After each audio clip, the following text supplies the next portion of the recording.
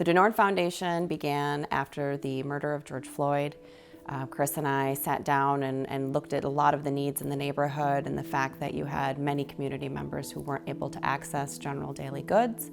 And we had the amazing ability to help in that particular circumstance. Now, Denord Craft Spirits was still standing, right? It was damaged, but it was still standing. But if you went a block away, people's whole businesses, building, everything, they were level, right? They're gone. And we were in a hotel room in Bloomington, which is where I think I lived for the next week or so.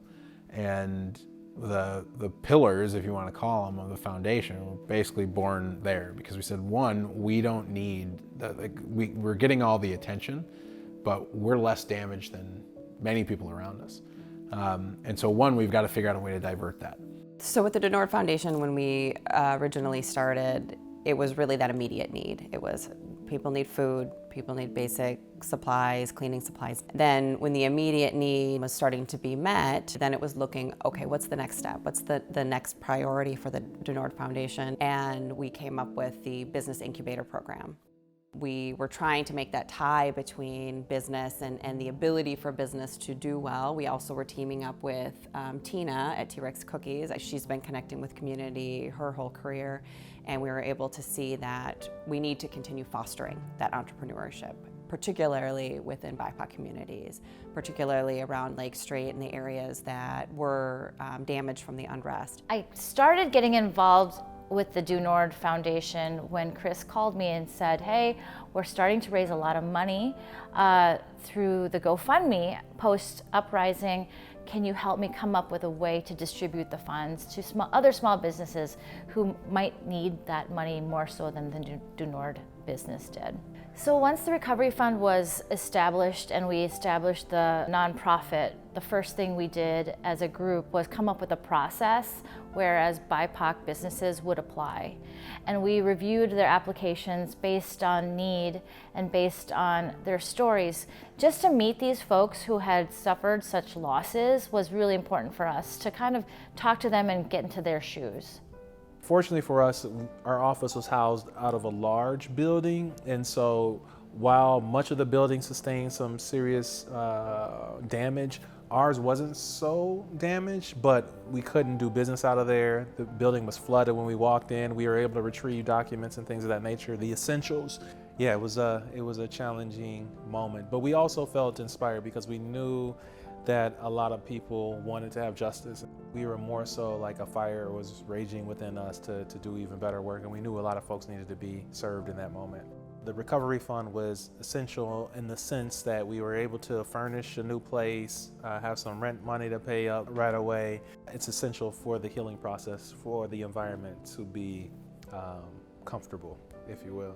It's been quite a journey to arrive to this, but we basically want to support economic prosperity and business ownership for minority communities. Donors can support our work in several different ways through financial contributions. We really appreciate that. Become a volunteer at the community market, which is our current initiative. The community market is serving the neighborhood and our neighbors by providing free, healthy groceries and household supplies.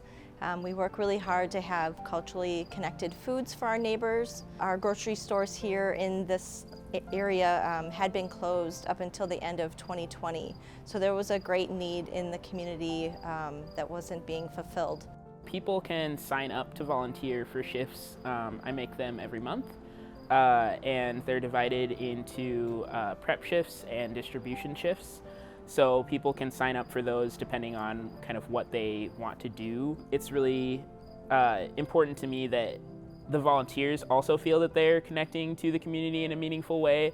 And I think that a lot of volunteers only have experience with kind of a charity-based model of volunteering, and it isn't embedded in kind of what the community needs always. The way that we train volunteers here makes them feel like they're a part of the community rather than doing something to save the community or things like that. The Denord Foundation is a group of neighbors who are trying to help their neighbors and doing it in the way that they know how. And because we've got a business background, we're trying to support people in their dreams of opening up businesses. Because, you know, I come from a background where I had to go to those soup kitchens, and I understand that feeling, and I understand that it's not necessarily your brightest moment, and that you don't necessarily want to prove that you deserve to be fed. And so we are a place where people can go, no questions asked, and get that food.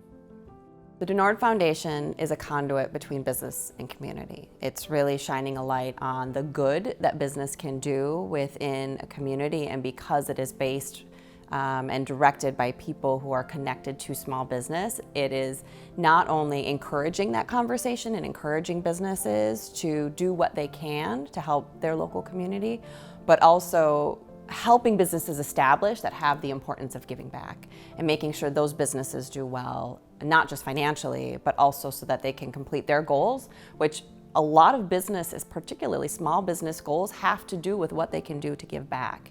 And we want to be that conduit, help that conversation, and shine a light on it.